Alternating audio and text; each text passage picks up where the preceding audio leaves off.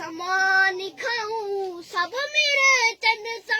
हर ईद ते फाटले ते कपड़ा स्कूल वञण ते मूंखे बा हिक जेड़ा बचल स्कूल वञन ॾिस तिन खे बेवस जहिड़ा जलन काश मां बि पढ़ा पढ़ी ऑफिसर थियां दुख दर्द